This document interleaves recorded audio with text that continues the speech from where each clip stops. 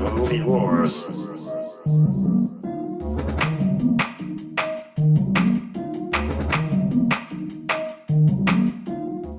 Ladies and gentlemen, welcome back to the Movie Wars podcast. Woo! I'm Kyle. I'm Seth, and today we have a very special guest. You've heard all about her all over the podcast. She went to New York University to study film. She now works for a little company. You might know them. They're called the WWE. And most importantly, she is my roommate. Give it up for McKenna McFadden, everybody.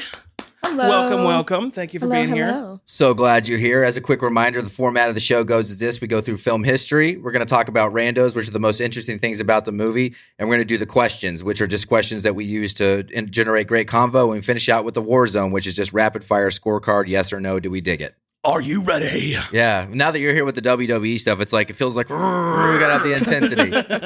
Tell us about you. Tell the world about you. Oh, God. I wasn't prepared for that. Hey, McKenna. As Seth said, I specialize in film and television, going to NYU in 2017. Lived there for 7 years, worked in a post house for a little bit, doing ADR, and then eventually started working at WWE.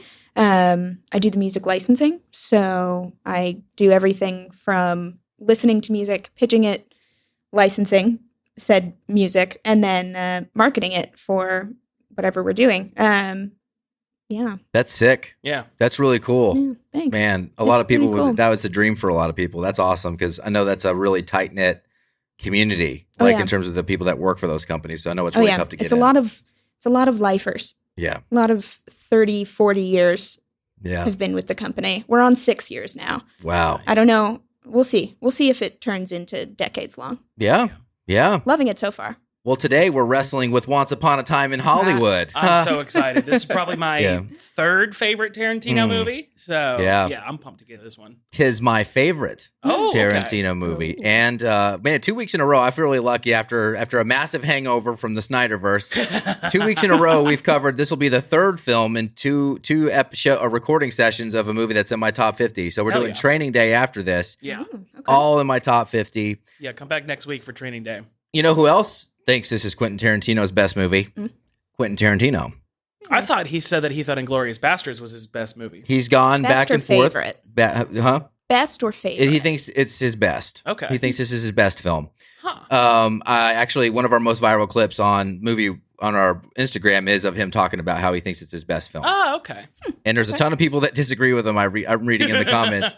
But I agree with them. Let's go into a little history because this actually also in terms of why he made the movie is some of the most interesting because Tarantino always has such an intentional – I don't know that there's anybody in Hollywood today that's more of a student of film just in general. I mean, oh, yeah. You hear him talk on any podcast and he's going into the history of movies. I've never even – it's crazy. Yeah. His vernacular, his references, like the things that he can go deep on are incredible. Check out his podcast with Peter Avery. I forget what it's called, but they go into all sorts of crazy films you wouldn't think about. And they go kind of like what we do. They just go real in depth in films. I wonder if they have more listeners than we do. I think they probably do. But this movie was inspired on the set of Death Proof. Kurt Russell, Kurt Russell has it's funny, he's still so busy today as an actor, but he kind of lived during this era of the stuntman actor relationship. And Tarantino during that movie was observing Russell sitting in their acting chairs with Kurt Russell with his stuntman, John Casino. Longtime stuntman for Kurt Russell. Yeah. And Tarantino always had this idea of making a movie just about making movies. He's like, what could I do? And he saw that relationship and thought, if I do eventually make a movie about making movies, he's like, I think that would be a really interesting way to do it and a really interesting premise. And so what he ended up doing is when he wrote these characters, they were based on Rick and Cliff are based on Burt Reynolds and Hal Needham. Legendary stuntman actor relationship, and Steve McQueen and Bud Ekins were kind of the mold.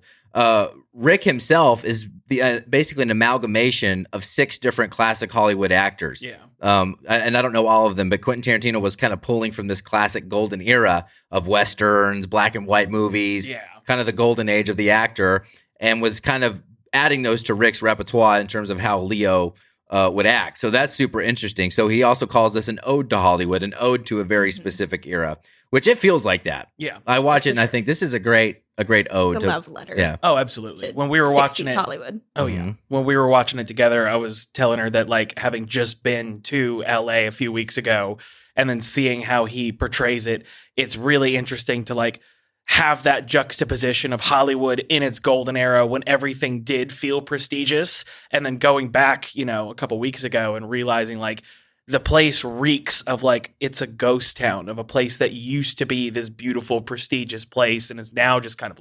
Yeah, it's so true. And so this is interesting too, even deeper in the history. The first 5 years that Tarantino had the idea for Once Upon a Time in Hollywood, he really only thought of it as a novel.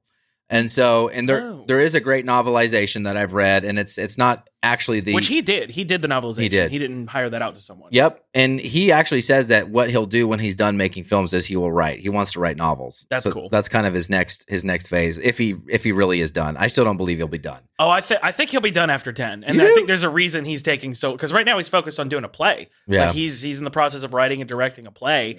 But I mean, he's always said this. He's always said he wants to end his written and directed career on a high note with people wanting more. I think he'll probably direct more movies and he'll probably write more movies, but I doubt he'll do his own written and directed by Quentin Tarantino. I'd be curious though how his style into a novel or novelization. Yeah.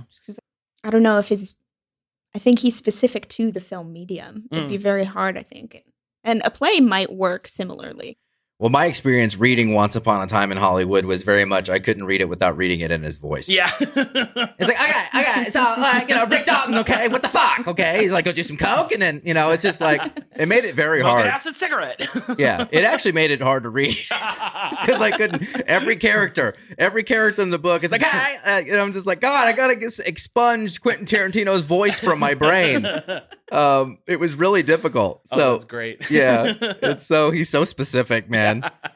So yeah, it was a novel, and also and you may have heard some of this because you seem to be really in tune with like early stages of movies before they're ever a thing. But this is originally a Charles Manson movie. Yeah. So Charles Manson is more of a subplot, and obviously has a big part in the end in this movie. But originally, he wanted to make a Charles Manson movie.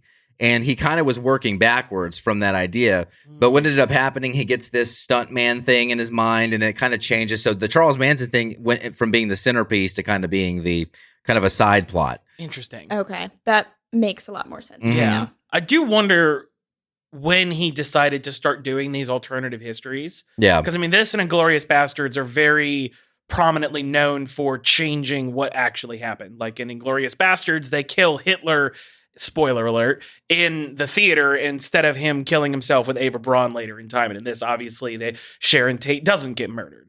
So I wonder what his thought process was. Yeah. I've wondered that too, like why the obsession with revisionist history. Yeah. And like as much as it's satisfying to see Hitler get his face filled with lead, it's still really awkward. Yeah. It's just like, wow.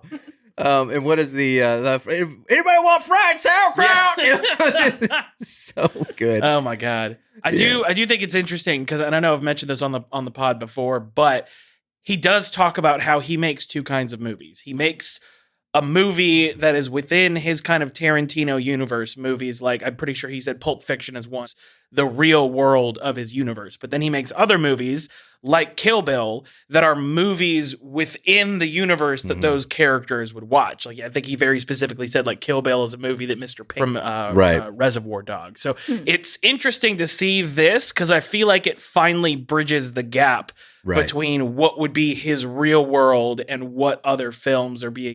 You're thinking over there. What are you thinking? I'm just podcasting, just pottering, taking it all in. Yeah. A few more notes about how this movie was made. To fully inhabit Rick Dalton's backstory, Quentin Tarantino wrote 5 full episodes of Bounty Law. That's awesome. Of course he did. So, yeah. We need to make those. Please make those into actual shorts, please. He just wants to be a writer. Yeah. Well, and I mean, good news for you. I mean, I don't know if Rick's going to have a part in it, but I don't know if you saw the announcement, but Quentin Tarantino's given permission to David Fincher to do a Cliff Booth movie. Yes. And it looks like it's taking place in the 70s, so I think it's going to jump forward quite a few years. That will be amazing. Cliff Booth's one of the best characters ever in film. I don't know if we need it. I don't think we need it. Yeah. It seems unnecessary. Yeah. I don't know. And now also I've seen set pictures come out, and it weirdly looks like way cheaper. Like the set pictures I've seen, his wig looks terrible. Yeah. Well, I mean, this movie, I mean, had $100 budget. So, I mean, $100 million. I was about to say, goddamn. 100 million. Sorry, I'm still in Dallas buyers mode. Yeah. No, it had a $100 million budget from Sony. So, I mean. Which I don't think that's his biggest budget. I feel like Inglourious Bastards and Django had bigger budgets than that. They but had it's to still have. not a small budget for this kind of movie. Yeah. Any period piece is insanely expensive when you just think about the number of cars they have to buy or at least rent out to make sure that the background looks like the actual time period. I mean, Hollywood loves Hollywood of any era. So, and he's one of those like blank check directors like Christopher Nolan that they're just like, whatever, make whatever you want. Yeah. And lastly, about how this movie was made and produced and released, this was a breaking point between Tarantino and Harvey Weinstein. As this film was going into production, the scandal broke, and there's always been questions about Tarantino's relationship with Weinstein and all that. But so because of that, they did break, and Sony was the one who ended up picking it up and giving them the $100 million budget. They gave him final cut privilege. They gave him first dollar gross points and revision rights for 10 to 20 years. Yeah, that's crazy. And this is also the deal that people reference because Hollywood executives around what's the director of Sinners? What's his name? Oh, Ryan Coogler. People were they thought there was some anonymous executive saying that his deal was going to ruin the film industry. Yeah. Literally the same exact deal Tarantino got for this movie. Yeah. So that's always been a weird point of contention. Not that it's because he's not white. That's why they're like, it's gonna. I'm like, no, it's literally and he came on and talked about that where he's just like, no, this is the deal that so many directors get after they prove themselves. So stop acting like this is changing everything. Yeah, hilarious. It's the almost the same exact deal. Now I'm guarantee you Tarantino's got more here. Oh, but maybe your Hollywood career is fading. Maybe your stuntman maybe killed his wife. Maybe. And you're not sure. So you need to listen to Movie Wars. Yeah. You need to share it. Share this with your stuntman. Share this with the producers who are no longer letting you be the good guy. Share it with your maybe dead wife. Maybe. Alleged. Or Bruce Lee. Alleged. Yes. Yeah. Yeah, or the asshole version of Bruce Lee. The asshole version of Bruce Lee, which... I'm sure you got a rando about that. I don't, but yeah, we could talk about it. His family was not happy with that. Yeah, not at all. And yet Tarantino is still like going on and defending it and being like, no, I made this for a reason. But he's also not like... He, at least in the couple of interviews I've heard, because he went in pretty big depth about it on Joe Rogan, where he made this decision for a reason, but he's like never really explained why he thought it was appropriate to make Bruce Lee an asshole. Yeah. Well, I will say this. I did a lot of research on this part specifically because, I'm a big Brandon Lee fan from The Crow and stuff. Bruce Lee wasn't unlike that. He didn't do it all the time. And a lot of times because he was, I think at his heart was someone that, believed in teaching and brought martial arts to the mainstream in America. And he was so prevalent with all of that. I do think he did speak in that kind of way. But I think what I'm reading is that very rarely did he come off as that kind of asshole. Yeah. So I think what Tarantino did in that instance, not necessarily revisionist history, but took something that may have happened and I always struggle to say that word, exacerbated. There you go. I always say that exacerbated, the worst possible way. Hyperbolized it. Yeah. Yes. But the thing is that you do read that Bruce Lee wasn't unlike that either. Like he did, but I don't think it was to this degree. And could a stuntman beat Bruce Lee's ass in Hollywood? I don't know. Yeah, I mean, it's quite possible. Obviously, as we've seen with MMA now, like people just knowing mechanics about it. At the same time, Brad Pitt is what, like 6'1"? Like he's not a small dude. He's a big dude. So that would be a lot to deal with. And I think there's more to that scene than I think people get distracted by the fact that it's Bruce Lee, but I think there's more happening in that scene because, Cliff is a war vet. He's a war hero. Mm-hmm. Bruce Lee is representing kind of a new age. Yeah. He's bringing in a new era of martial arts and how things are done and doesn't use a stuntman. And like, it's the new period of Hollywood coming in. Yeah. And I think there is Young Hollywood. Yeah. Do you feel like there's maybe a subliminal tension there? Well, I think it just plays into, I guess, what am I saying? It plays into the exploration, I guess, of old Hollywood, the dying out Hollywood. And yeah, exactly. Yeah. That's kind of what I picked up on. What do you think? Yeah, no, I mean, we've seen these transitional periods over many decades, and they've happened many times, and kind of crazy because like that was almost a transitional period between like those big stars that were known for doing one particular type of acting, and now martial arts is coming in. And literally, I mean, for the 70s, that was a huge part of filmmaking was kung fu movies. And it's very much like the older kind of feeling like the newer is arrogant, but the newer is just like, no, you're stuck in old times. Like, this is not how it's done anymore. And you have to make sure you're more current. That's why you're not working anymore, Cliff. So it is a really interesting way to kind of portray it, I think. Well, if you think about it, martial arts seeped its way into so many different types of film because at first it was kind of just kung fu movies, right? That was kind of what it was isolated to. And then it kind of spread. Like if you look at 80s action, like Jean-Claude Van Damme, couple other action actors, like martial arts became a mainstay in modern action in the 80s and into the 90s as well. Oh, absolutely. So it started to seep outside of its own genre and became very prevalent. Yeah. And I think it kind of stayed that way until Casino Royale. I think that's what kind of changed the entire action genre. Was introducing parkour, introducing new types of martial arts that hadn't really been before. Because everyone was so used to the over-exaggerated kind of crazy fighting. And then it's like suddenly you have Daniel Craig doing all this crazy stuff, but then you look on the internet and people are doing that in real life. Like it's not over-exaggerated. So shout out to Kayla, the girl when I was in 5th grade, and I did taekwondo, and she beat my ass. She was like a foot taller than me and had a red belt, and she beat me to death. Go Kayla. Hey Kayla, hope you're doing well. Hope you haven't killed anybody and you're not in prison. I think we would be remiss if we didn't discuss the soundtrack of this movie because Tarantino has been very vocal about how he does not like having original scores for his films because he doesn't like the idea. And I think you're going to be able to speak into this pretty well, but he doesn't like the idea of handing off his baby to someone else. He would rather use the music that inspired the vibe of each scene. And this has legitimately one of his best soundtracks. Like it's so many good songs in it. It's a great what was that? Oh, just definitely great soundtrack. I mean, he's incredibly purposeful about any of his music. And I haven't really dived into... Dived? Yeah. Dove. Dove? Dove? Yeah. Exacerbate. I haven't explored his writing process. So I was curious, and maybe if he writes with these songs in mind. So if the songs are already in pre-production and he's already written it into the scene and maybe the entire scene hinges on a song like that. I haven't actually read any of his screenplays, so I don't know if they're like in the screenplay where it's like this song is playing on the radio.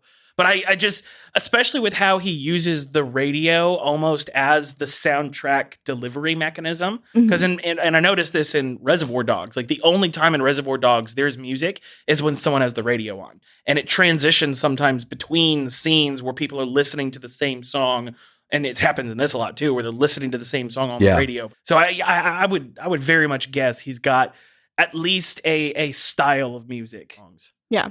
I'd be curious to explore. I have an answer for this, in the form of my first rando. Here we go. It's a perfect transition. It actually is. I don't know how you sensed it. Maybe because we've been doing this long enough, but you had a perfect sense. We're on for the this. same wavelength finally. That was my impression of a wavelength. This is an exacerbating wavelength. I missed that. What was that? I'm clip that out, Matt. I'm not intelligent. Hey, clip that out too. Short. The segments, those are real. All the radio music you're hearing it's real. So that's not what would have been playing. Yeah, and the way he did it, and Papas and yes, yeah.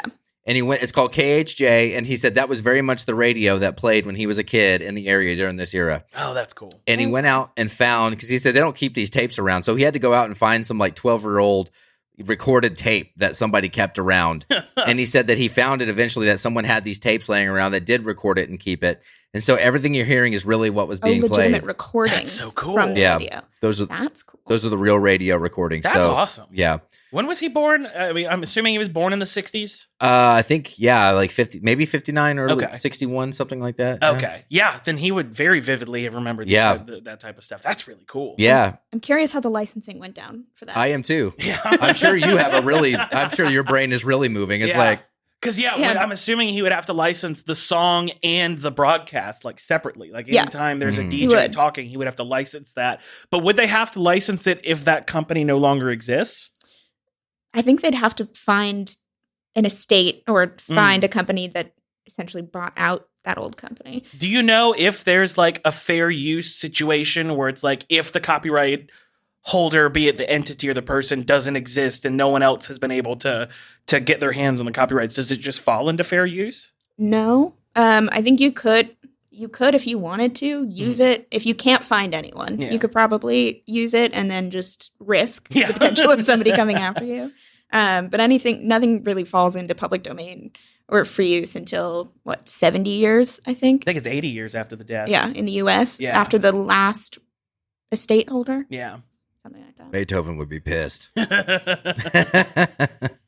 Interesting stuff. Now, like your career like came in like the big time just now. Yeah. like the fair use thing. I was like, whoa, we have an expert on the panel. I did find it interesting that anytime he did use instrumental music, it was from old TV shows and movies. Yeah. Like he was literally going and finding old music that was tone setting, no like singing or anything, but he would use that. And I couldn't tell you like which movies they were from specifically, but I sat there and was like, oh, I've definitely heard this somewhere else before. Maybe the best use of needle drops ever. I mean, there's two people who compete over this. It's Scorsese and Tarantino. When it comes to needle drops, like Goodfellas needle drops is like, and then this. It's like, those are probably the two best examples of needle drop music because like Goodfellas is just amazing with that. I still need to see it. Oh, we'll put it on. My second favorite movie of all time. Nice. This is crazy. I didn't realize this. Quentin Tarantino doesn't love a lot of improv. Yeah. He doesn't include a lot of it. He likes his script. He likes executing on that. But Leo convinced him to let the trailer scene when he goes to his trailer after he feels like he did a horrible job and he's screaming and freaking out. That was all improv. Nice. So Leo's just going nuts in there. He's probably drawing from real life experiences. And it's some of the funniest shit ever. And the fact that it's Leo is even better. This showed to me like the self-defeatist, like because Leo, handsome guy, dates 19-year-olds, like he's got this aura around him. But seeing him actually be able, as a character, be self-defeatist, and low down on his luck, like that really played really well. And I think that scene was kind of the epitome of that. Oh, absolutely! Within the first 5 minutes of the movie, you see the on-screen version of him where he's this, super confident, like, oh yeah, this is how I do it, and this is my stuntman, and this is that, and then it switches, and you just see he is the most like anxious douchebag you've ever seen, and he's just like, oh, I don't know, but I'm also great, but I also suck. I don't know. Yeah, it's so funny. Yeah, it's over, good buddy. He's so good. Like and the way he and Brad Pitt play off each other is this movie. Well, and he plays it so comedically. Brad Pitt, I guess less so. He's still a little funny. He's funny, but he's definitely the straight man of the two. Yeah. Like he's very reserved and subtle. Playing it up. Yeah. It's straight man funny. Yeah. Like the whole part when he says, what's your name again? Is it Rex? He goes, no, what does he say? I was sent by the devil to do the devil's business. And there's the long pause. He goes, no, that's not it. Yeah. That's the funniest part of the movie. It was Rex. It's the pause. It's that long. And Brad, because, Brad's like both of them. And I'll just say it now. I mean, I know we have the scorecard at the end, but somehow I think this is Leo and Brad individually their best performances ever. And the fact that they are doing it together, two people I consider to be two of the greatest actors of all time, especially Brad. I just love him. And they both have similar arcs as actors, both early heartthrobs, both at one point said, fuck no, I'm an actor. Yeah. And they end up like Seven was that movie for Brad Pitt where he's like, get ready for me to do some serious shit in Fight Club. And then, with Leo, of course, he had the Basketball Diaries, which was really interesting. But, he eventually becomes, he leaves the Titanic because the Titanic could have really easily pigeonholed him. Oh, 100%. I mean, he did Romeo and Juliet right around there as well. So he definitely was in the like romantic genre at that time. And they've both, I heard a stat, this is crazy. This was this, or not this one, but Leonardo DiCaprio has done 17 movies with award-winning directors. Nice. So the overwhelming amount of his repertoire is now with Nolan, Tarantino, Scorsese. He's only Cameron. Yeah. He's like he's in the greats love working with him. Yeah. So it's really interesting. But we'll talk about more. I just had to get that out there. I don't know if that's controversial, but I just think this is two of the greats doing their best work together. It's with one of the greats. Yeah, it's kind of unfair actually. Yeah. So and I mean you have Margot Robbie in there too, and she's like one of the new greats as far as like she's she's picked some. Obviously, she's had a couple. Like you have Suicide Squad that didn't turn out so well, but she's done a pretty good job at picking roles that she feels deeply connected to. I mean, the fact that Barbie made $1 billion is absurd and incredible all at the same time. What'd you say? She was so good in Barbie. Yeah. And I had this funny thought. I'm like, Tarantino actually doesn't have a lot of sex in his movies. Yeah. But then you find out about his massive foot fetish. So in a way, his movies are some of the most pornographic movies ever from his point of view. I will say, very proud of him in this. He was a pretty equal opportunist foot guy. He had both male and female naked feet. Yeah.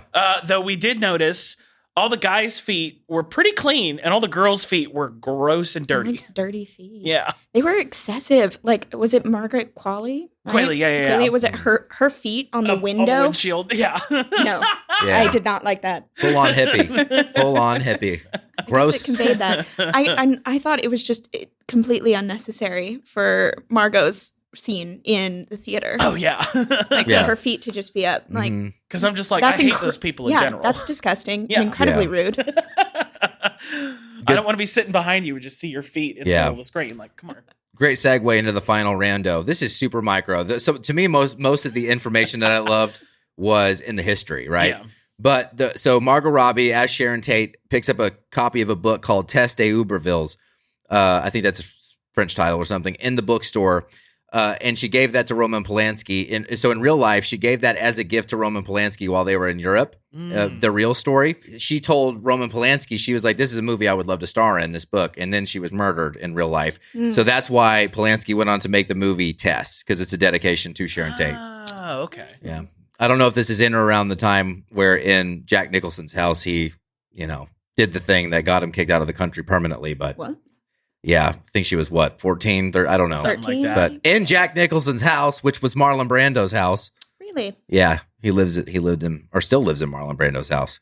I'm surprised you don't have a rando about the fact that Trent Reznor used to live and recorded what album was it with Nine Inch Nails? Oh God, was it their debut album? No, it was the second album. Top 10 band. Spiraling Down. So Downward Spiral. Downward Spiral. He recorded that entire album in the house where Sharon Tate was murdered. You're kidding me. Yeah, he lived there for a year. And lived there for a while. I didn't know that. Yeah, we started looking it up. She sent me a bunch of articles. It was really interesting. Damn, Trent, that's dark. And then took the front doors. And when he moved out, took the front doors with him and put him in his Nowhere Studios.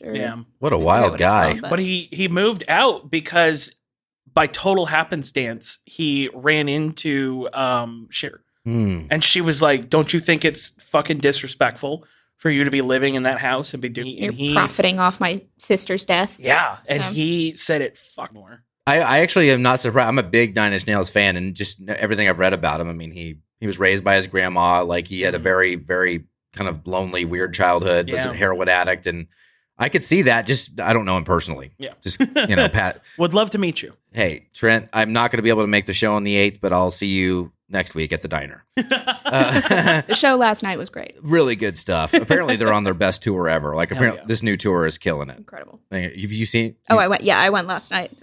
Oh, I'm so mad I didn't go. I wanted to go. One of my absolute favorite. But yeah, that's really wild. That's a great rando. Yeah. You randoed my rando. Boom. But anyway, those are the randos. The question. Rando. We didn't do it. We didn't do it. Time. Rando. Yeah. Go ahead. Randos. Rando. Yes. Ooh, I like that approach. Whisper. The questions.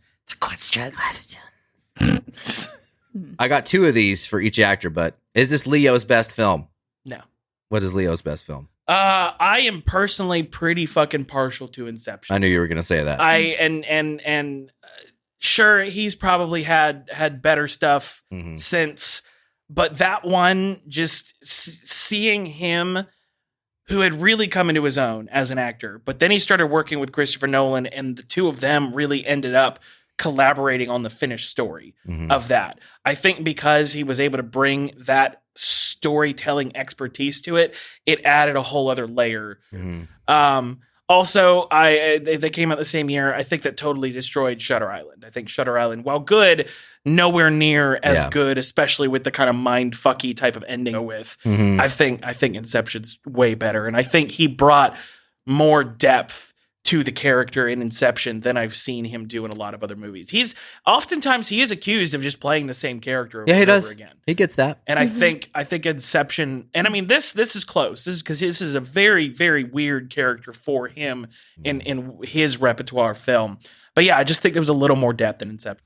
I was just looking at his filmography, and I don't know if I can say if it's his best, but also I'm trying to compare it. Yeah. To What's Eating Gilbert Grape. Mom! Wow, forgot about that one. Have you seen the American Dad parody of that No. with squirrels? Oh No. It is the funniest fucking thing. John Krasinski plays Johnny Depp's character as a squirrel, though, and it is. I need to see that. So good. I'll check that I'll out. show it to you after. Please It's do. so funny. I'm partial to Titanic, Leo, just because as a kid I watched that, I think, daily after preschool. Fair. I loved that movie. Man, this is a good one. Inception is also very, very good. I'll admit though, I've never seen some of the other major films he's done, like The Departed or I hated The Departed. His worst performance ever. yeah, The okay, worst Scorsese movie ever. noted. Yeah. I And agree. then Revenant. I never Finally, actually we saw agree on Revenant. something. I do. I hate that movie. And I'm a Scorsese lifer, and I think it's his worst movie ever. And Jack Nicholson somehow is also horrible in it. Yeah, it's weird. You said, what's the other movie you said? The Revenant. Never ended up seeing it. I refuse to. Knowing that the director almost killed 7 crew members, you're a piece of shit if you put crew members in that kind of danger, and you shouldn't be making movies anymore. Yeah, that CGI Props. bear was wild. I am going to go on a limb and say The Revenant is a fantastic film, but it was not his Oscar film. Yeah. That almost felt like He was nominated though, wasn't he? won. Best He actor. won for that. Yeah. Okay. And he barely talks in it. Now, granted, he does a good job in it, but just this movie alone is trounces that performance. I mean, yeah. Tom Hardy was the best actor in The Revenant. Yeah. It is not even close, I but guess in terms of like believability, he's believable as Dalton. yeah. Yeah, shockingly, he's believable as an anxious asshole. Mhm. But I think it also worked well in Wolf of Wall Street.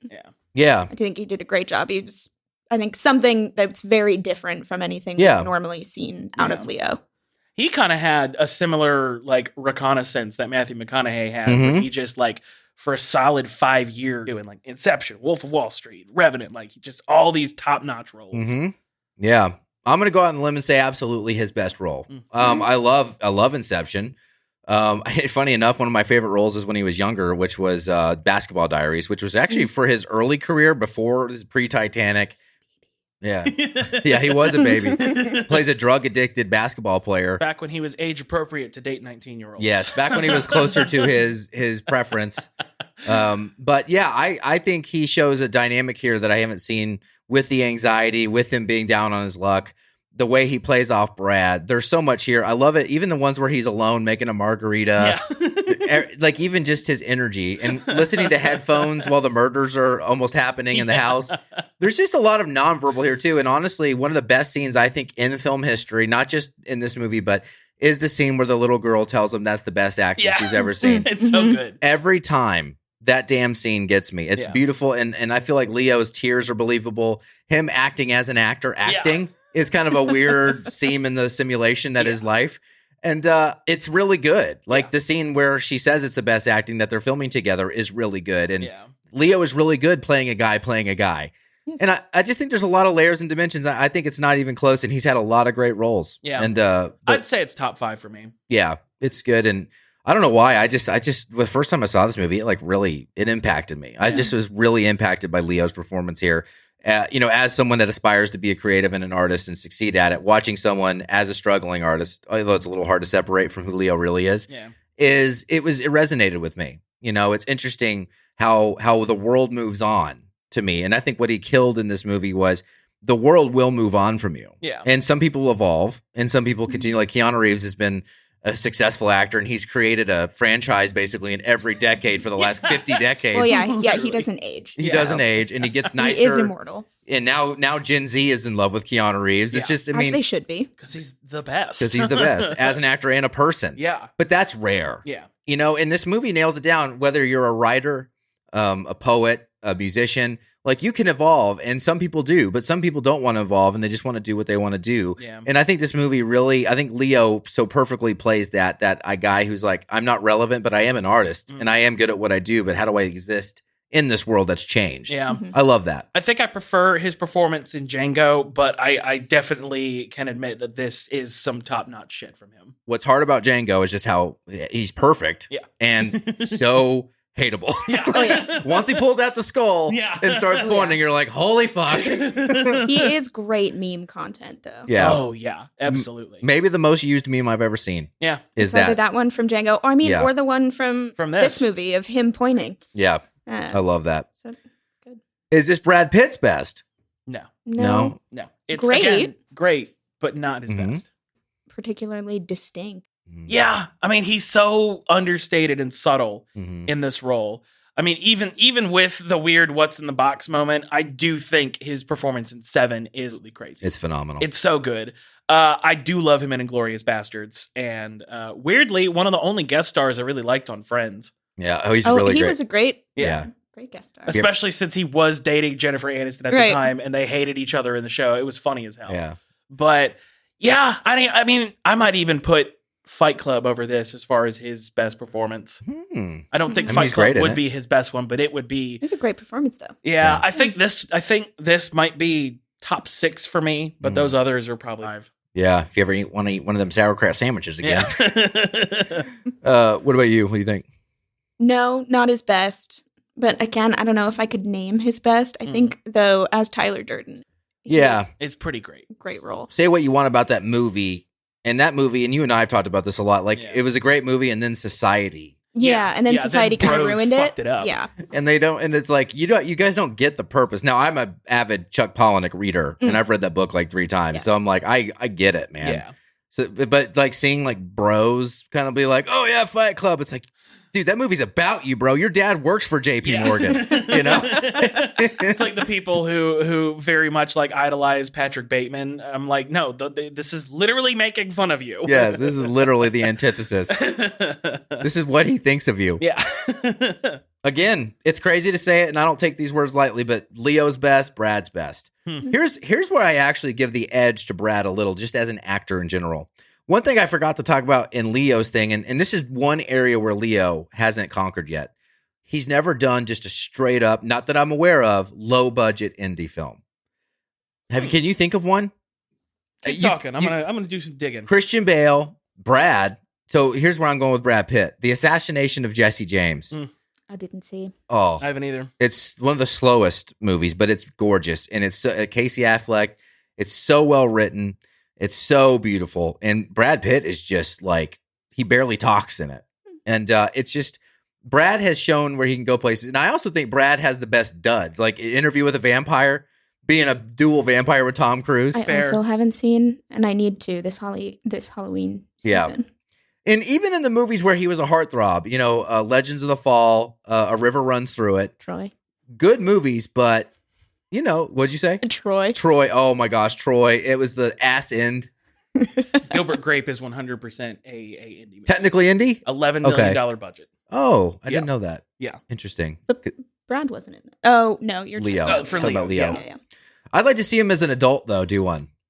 I'd love to see him. Better with age. Well, that's I'm trying to look now because for some reason I feel like, I mean, Catch Me If You Can, yeah, I guess was a studio film, but it was still kind of a under the radar studio film.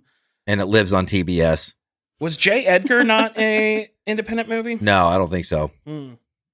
Black and white cost a lot these days. Yeah, fair. But I think Brad's best, and both of these guys are in my top 10 actors. Yeah. I just think, you know, I just love him here, and Brad Pitt's best work out of a lot of great work. 7, by the way, I'm so glad I'm not alone in that. 7 was like insane. And that was so good. And that was his demarcation point of like, I'm doing serious shit now. Yeah. You can only take one, Brad or Leo's performance. You have to take one. Oh, I would take Leo this one. Really? Yeah. Brad played characters I've seen him play before in this. This was nothing like I've ever seen Leo. I've never seen him play the underconfident, super anxious, super self-critical. So I think it took watching his arc over the film, I think took a little more work than I feel like it did. This is kind of his purpose, but he is the foil character. He doesn't change at all for the whole movie. He is just the same guy at the beginning that he is acid. So yeah, which is awesome. Yeah, that's probably his greatest acting ever was just the acid scene. No, that's not it. I love it. I'd go Leo. Yeah, or I'd keep Leo. Yeah. Similar to your points, I think somebody else could have played Brad Pitt's role. Yeah, if you wanted. Leo seems like written for Leo. Yeah. Than it was. Yeah, Quentin Tarantino definitely had these two in mind. He didn't know if he could get them, he says, and like in the special features, he's like, I didn't know if I could get them, but they were the guys. Yeah.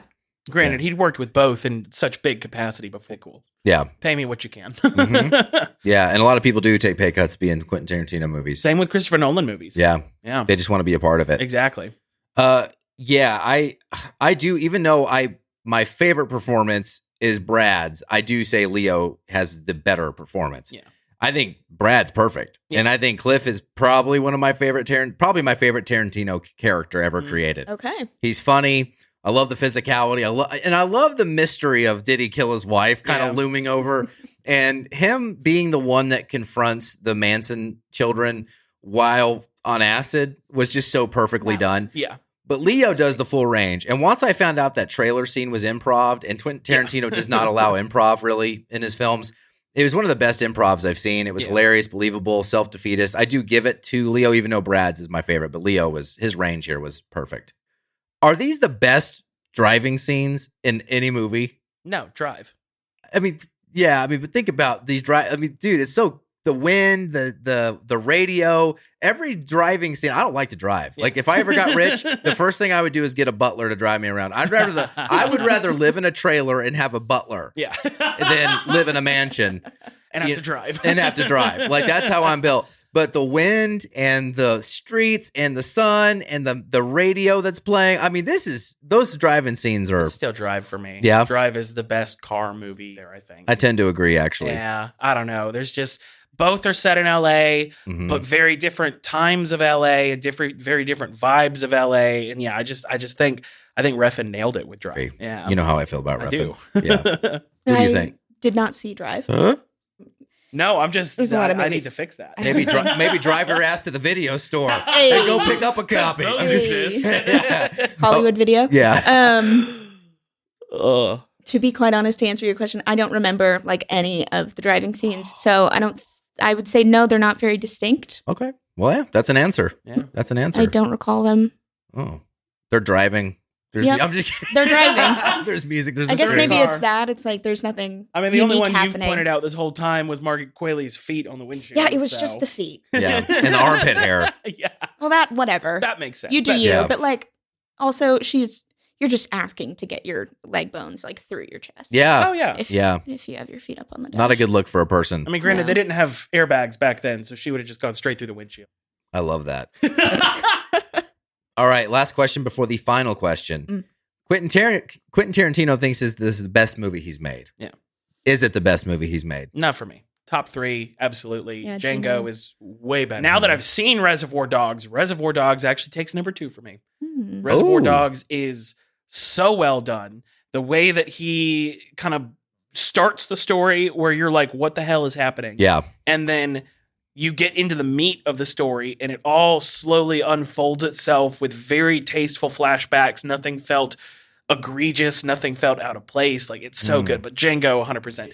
It is, in my opinion, the perfect Tarantino movie. It has everything you want from a Tarantino movie. Over the top, like dialogue and acting. The humor's on point. The violence is crazy, but also still never feels super out of place. It fits in the universe he's created. It's a masterpiece. Tell the people how you saw Reservoir Dogs. I saw Reservoir Dogs at Quentin Tarantino's New Beverly Cinema a couple weeks ago when I was in LA on 35mm film.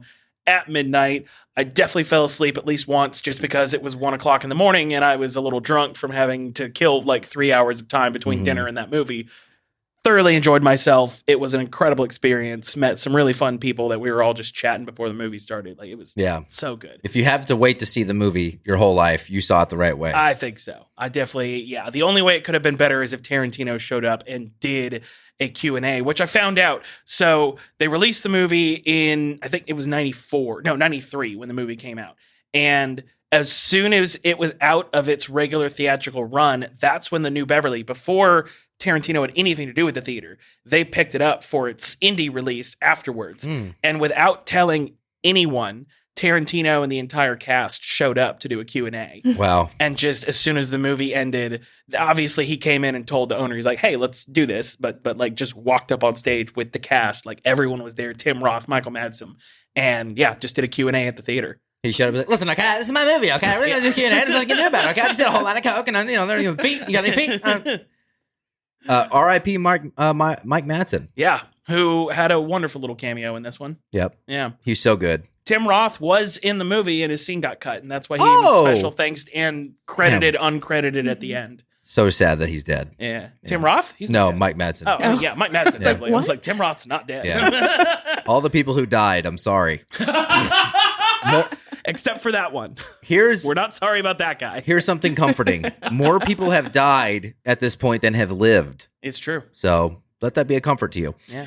Yeah. Okay. Going out on a positive note here, what do you think? Tarantino's best? No. No? What do you think? About the film or his what's his best film? I mean, okay. So Say Death again, Proof. To be fair, I have not seen the entirety of his filmography. Mm-hmm. I am because you haven't seen Reservoir Dogs, haven't seen Jackie Reservoir Brown, Dogs, or Jackie Brown, or Death Proof.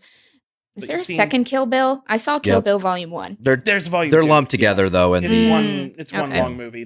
He considers that to be one movie. I loved Django Unchained. Yeah. I think it's probably the epitome of what film is. Exactly. But maybe also the stereotype of what a Tarantino film is. Yeah. Definitely lives up to it. Yeah. And I've only seen it very recently and once, but I think Inglourious Bastards is, I would say, is best. It's. I think that would be number 4 for me. Yeah, what's interesting is running the social media, like seeing the comments on that video. A couple of people have pointed this out. Like they won't say their favorite, but they said just the fact that a man can only make this many movies and stimulate this much discussion is pretty wild. Yeah. And I think what's funny is I think people don't give Death Proof enough credit. Like it's a lot of fun, and Kurt Russell is amazing in it. Nice. I've heard nothing but terrible things. Really, it's fun. I like it. It's his only miss. But I still haven't seen it, so no judgment from me. But a Tarantino miss is still better than 80% of the dog shit out there. Fair. But I enjoy it. But this is my favorite. I just think he found his footing here in terms of balance. I think he really found it here. I think there's a lot of character study here actually that he kind of limits. I think sometimes character study, he doesn't give a lot of room to breathe for characters in all of his movies. I don't think you're given enough time to necessarily fall in love with a character because you don't know how long you're going to have with them usually, because usually they find their end. I feel like Pulp Fiction's the only one where you really get in depth with each of the characters. Yeah, the way he films is you're dropped into the story. Yeah. Right? But I feel like here, like this is because it's a love letter to Hollywood. Like he's opening the door, and you're seeing just a lot of cool stuff. And I just feel like I fell in love with these characters. I will say, like Django is probably second, and I think it's incredible. And I think Christoph Waltz actually made me cry in that movie. Yeah. Christoph Waltz is phenomenal. He's so good. That's probably the best performance he's captured is Christoph Waltz in the Django. I love the meme that's been going around that's like Christoph Waltz is the only actor to have won an Oscar for playing both a Nazi and an anti-racist. Yes, it's pretty incredible. It's pretty incredible. And he gave Christoph Waltz his career. I mean, Inglourious Bastards launched him. And I think, God, it's so hard to pick a third. I won't do it right now, but yeah, I think this is my favorite. Yeah. But I think I'll be honest, I haven't seen a movie by him I hate. Fair. So I want to. I want to find one. I've watched them all multiple times. He's got one more. He's got one more left. He's got one chance. And boy, the pressure is on. Honestly, I think if he had followed through with the film critic, it would have been terrible. I do too. Every time I heard even the little bit of information he was giving out about it, I was like, this, what the fuck are you doing? Right. This sounds so boring. Yeah. I also want to bring up the potential of the Star Trek project, which I've heard the script is insane. I think he is absolutely not the correct choice to direct a Star Trek film. You don't think so? Maybe direct, but I really want to see that script. Like, sure, it's probably interesting, but I don't think the films he creates matches up with the philosophy. I wouldn't want it. But see, his writing has been See, this is why I make the differentiation between there's directed by Tarantino, which like Four Rooms is a good example, or some of the shorts in Sin City is a good example. There's written by Quentin Tarantino, which you could have. What's the really big one? True Romance. True Romance. He wrote that. That's nothing like a written and directed by Tarantino movie. Like there's a very specific brand where he is the god figure of the movie, and when he's writing and he knows someone else is going to direct it, or if he's directing someone else's script, I think it takes on a vastly different tone. What are the other significant films though that he's directed and just directed? There's definitely not a There's ton. more that he's written. Yeah, there's definitely more that he has written. Let me pull it up real quick. He's also script polished, like The Hunt for Red October. Yeah. Mm. Like Crimson Tide. Crimson Tide. I guess it would I think a Quentin Tarantino Star Trek movie would be a very stylized and particular movie. I don't think it would fall in canon. He helped write Natural Born Killers. He's written some CSI episodes. I guess it's all films I have not seen. Fair. Or television I have not seen. True Romance is his best written. Yeah. That he's not directed. But I mean, in addition to just straight up writing stuff, he's like he said, he kind of script doctors a lot of stuff, especially back in the day. Oh, he looks like they might be putting out Bounty Law. Oh, really? Yeah, it's upcoming on that would be amazing. That would be awesome. But he's I guess so. He also wrote the Adventures of Cliff Booth sequel that's coming out. So, but I mean, yeah, I don't know. To me, there's a big difference between his baby, which is written and directed by, and then written by or just directed by. Last question. Okay. Who or what won the movie for you, and who or what lost the movie for you in the spirit of war? I think what lost the movie for me was the feet. Yeah. Just not a foot guy. Just too much Don't feet. Understand the foot thing. Like it's too much. What won the movie for me, and I especially wanted to get into this once I hit the war card, but really what won this movie for me was the entirety of the supporting cast. Like I think Leo and Brad Pitt could have played their characters exactly the same, but if every other supporting actor hadn't blown it out of the park. Also, with how many people that Tarantino found before they actually got famous, Margot Qualley is blowing up. Austin Butler's blowing up. Sydney Sweeney's blowing up. Like so many people that he pulled in that are now blowing up. But at the same time, people he was pulling in like Dakota Fanning and Kurt Russell, who've all kind of had the heydays of their career, but he's still pulling them back in to do fun stuff.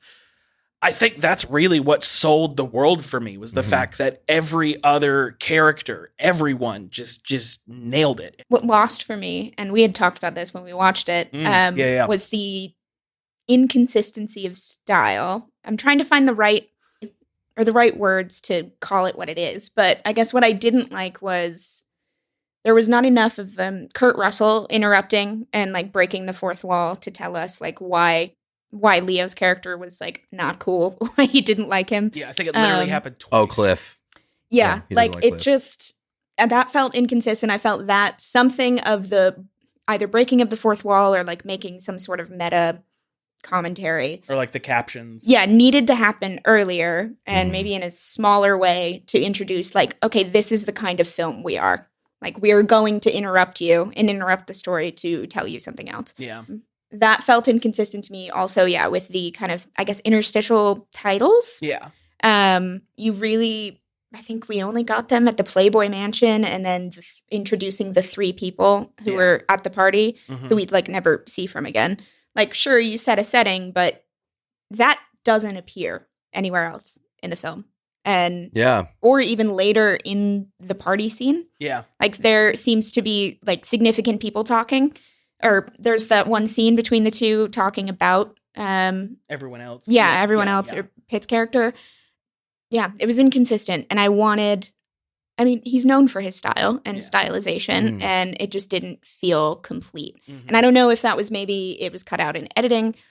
What won, I think ultimately just the composition of it all. Like the acting and the production design were incredible. And I mean, he's always, again, very very good with his production design. Very meticulous. Very meticulous. There is a point to everything. In like I had said, I think there was a certain sign at the restaurant that they were at that was fitting of the scene. Like he cares about the composition of every one of his shots. Yeah. Which I think is Was very it the Musso important. and Frank sign? Yes. Yeah. Yeah, the oldest in Hollywood or I something. almost went there. Yeah, I think composition, including music, it all came together. Yeah, what one for me, kind of what you said, the performances across the board. We talked a lot about Leo and we talked a lot about Brad, but we got Al Pacino here. Yeah. Granted, he's being Al Pacino. So good. But no one's better at being Al Pacino than Al Pacino. So love seeing him here. No one pulls in random famous people like Tarantino and gets them to do 30 seconds in a movie and does it better. But yeah, Austin Butler, and you can go back and find it. I called it the day they announced that they were going to remake American Psycho. You don't know if you remember this. Yeah, I do. I said Austin Butler would be cast the day they announced it, and people were like, "You're fucking stupid and fat, and I hate your podcast." Everybody can get a microphone now. A week later, who got picked to play Patrick Bateman in American Psycho? Austin Butler. Really? I called it. I knew it. I just knew because I remembered him here. I watched Elvis the week before, and I was like, Austin Butler is going to be the next Patrick Bateman. Plus, I have read American Psycho twice. Yes, I've dared it twice. I know the material. I know who they're going to cast. But anyway, I love Austin Butler here. I just think there's a lot of great performances here. It's hard to find something that lost for me, but I'll pick two little things. Roman Polanski's a piece of shit. Absolutely. And this is not about Roman Polanski, but I didn't love zero commentary on Roman Polanski here. I just, he was not great to Sharon Tate. He was a serial adulterer, and then he went on to be a pedophile and isn't allowed in the country. Granted, made some of the best movies of all time. Rosemary's Baby's it's in the echelon. But he was a piece of shit, and I just kind of didn't like. And I'm not saying Did he do Chinatown? Yeah, which is top 50. Even though Polanski's a piece of shit. The thing is that I'm not saying, a lot of people are like, oh, Tarantino's accountable for this, whatever. He's a racist and all that stuff. I just didn't like seeing Polanski in a positive light at all. So, see, this is where I would actually disagree with you. I feel like the only two people who saw him in a positive light were Rick Dalton, and Sharon Tate. That's true. Because that whole scene where Damian Lewis is at the pool party and is talking about everyone, it's very clear no one likes Roman Polanski. Yeah. Everybody hates him. So I think because this was not a Roman Polanski story, he tried to get it in the subtext of what was going on and people's attitudes when they were talking about him. But I do agree. I think it could have been a little more overt. Well, you couldn't really have Sharon Tate in the film, and you had to portray him somehow. And it was, I guess, as minor as it could be. Yeah. And you're both right. And maybe it's just my own discomfort with his crimes, and Absolutely. and it hadn't happened yet at this point in the storyline. But I don't know. We know of at least. Allegedly. Yeah, at least that we don't know. Yeah. And the only other thing is, it's not necessarily a thing that lost it, but I want to know more about what this was as a Charles Manson movie before it changed, because we only see Charles Manson once, and the guy they cast looks exactly like Charles Manson, and whoever that was, I wish I knew his name, was incredible. Yeah. I just want to know, what was the story going to be before it turned into this Rick and Cliff movie. So that's not necessarily a loss. I just feel like maybe we missed out on a little bit of Quentin Tarantino talking more about Manson. Shout out to Damon Harriman at Manson. Incredible job.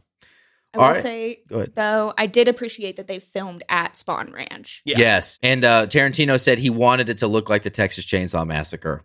Oh. So, was that filmed there? No, but he wanted it to feel like that. He wanted, because it was a once vibrant location for filming, and because it was abandoned, he wanted the desert and all the houses and stuff to feel like Texas Chainsaw Massacre. Fair. So, all right, we're going to close out with the war zone here. Rapid fire. Remember, we've changed the war card. We have 4 categories. We have cast, writing, directing, the composition of the film, which includes all the cinematography, music, stunts, editing, all the things, the mechanics of the movie. We'll start with you. What do you think? So, real quick, I just got to give a nice shout out to all the supporting cast of this movie, because we got Emil Hirsch, we got Margaret Qualley, we got Timothy Olyphant, we got Dakota Fanning, Bruce Stern, Luke Perry, Damian Lewis, Al Pacino, Samantha Robinson, the list goes on. Lena Dunham, Damon, Mickey Madison, who was also popping off recently. So many people. Maya Hawke, Rumor Willis was in it. Raphael. Yeah, so many playing real people. Yeah, all playing real people. I think For cast, it is 100% a yes. Everyone's incredible in this. And like I said, I think what really sold the three main characters was the supporting cast. Writing, I think overall the writing is fine. Like there's no problem I have with the writing, but it's definitely not his best written work, in my opinion. Mm-hmm. It kind of comes down to the same thing you said, those inconsistencies of, we're just going to have 2 moments of interrupting narration, and that's it. But it was fine. Not enough for me to give it a no. So it's definitely a squeak over yes. Mm. Directing, this is quintessential Tarantino. It's him being a pretentious artistic fuck, and I love it. So it's a strong yes for me. And composition, it all comes together so well. There's not a moment where I don't believe this isn't 1960s Los Angeles. There's not a moment where I don't believe everyone's doing what they're doing in the world that he's created. So yes across the board? Yeah. 4-0. With a squeak over for writing. Put that in the cliff notes. Yes. A squeak. I guess I would say yeses across the board. The only where, are they all fuck tons? Oh, no. Yeah, those are up to you. That's more of a joke than anything. Yeah. Okay. I don't Straight up yes or no will do. Unless you feel very convicted about something. Yeah. So, yes, directing, great. It's a Tarantino film. Yeah. It's just 100% a Tarantino film. Mm-hmm. The writing, I think, was the only thing that was maybe that I was teetering on. There was nothing that would make me say no. Again, with inconsistencies. It felt a little slow sometimes. Yeah. We broke a lot. I guess, no. This is very much a character development film than a plot development film. Absolutely. And if you're not paying attention to the characters and that development, nothing really happened. So the breakaway from the main story to show the clips from the bounty show, any of that development was kind of took me out of it, but I understand that was part of the style. So squeak over on writing was probably a squeak. A lot of squeaking going on. Mm-hmm, cast. Yeah. There's always a great cast with Tarantino. Like you said, it's kind of anyone wants the chance to work with him. Like Nolan. Mm-hmm. What was the other one? Composition. It's a great composition. He's a master at that. Love it. So a couple squeaks, but ultimately a 4-0. Yeah. Okay. I go heavily yes in every category. Fuck tons all across the board. Honestly, yeah. I love that when we decided to cover this, because I've just been waiting to analyze it from a movie wars perspective for a long time. I don't dislike any of Tarantino's work. I even love Death Proof. Yes, I not in the same echelon. When you judge it as a Tarantino movie, it probably is at the bottom. But when you just judge it as a movie, it's a shit ton of fun. Yeah. Not a fuck ton of fun though. Yeah, it is just a shit ton of fun. But first of all, this cast, I think somehow he gets Leo and Brad to do their best performances, in my opinion. And then pulls in, Al Pacino and, Bruce Dern as George Spahn, just randomly pulling in great people and getting great performances across the board. A young Austin Butler here is unknown. He goes on to be Elvis not too long after and becomes very well known for that, and is now Patrick Bateman. Margaret Qualley, fantastic. In terms of writing, I think it's his best writing. I think it's his most interesting writing. I agree with you. I think every Tarantino fan or movie, if I had to say they suffer from one thing, is there is always some period of lag. He just builds it into every movie. I don't know why. I felt like this had the least of it. I even think Django has a little bit of bloat to it. Oh, see, that's where I disagree with you. Yeah. I think that's where I'm like, Django is the perfectly paced Tarantino film. Yeah. I think Inglourious Bastards has some bloat to it. Like, I actually think he has a little bit of bloat in other movies. To me, maybe because I am so pulled in by the visuals and the performances, I'm not seeing it as much. For some reason, I don't know, I'm just used to Tarantino doing random weird shit in movies that the breaking of the fourth wall didn't bother me. Yeah. But it's because I've also just seen him do weird shit like that in a bunch of other movies. And it's not necessarily that the appearance and presence of that bothered me. It's that it was not carried throughout the film. Yeah, that's a good point. Yeah. But I think the comedy here is pretty brilliant. I think some really great comedic timing. As a comedian, I just think the writing is spot on. And lastly, the composition is incredible. We have been transported to a different time. The use of the radio station, not just emulating the radio, but using the real radio, was a great touch. That's a cool point. Beautiful touch, yes. And so, visually, I'm pulled in. Couldn't take my eyes off the movie, and it was completely engrossed. So heavy four for me on that scorecard. Hell yeah. Once Upon a Time in Movie Wars, we just gave Once Upon a Time in Hollywood a pretty solid rating here. Woo! We're going to take a break, and then we're going to do Training Day with our friend here. Yeah. I'm Kyle. I'm Seth. McKenna. See you next week. Woo! Movie Wars.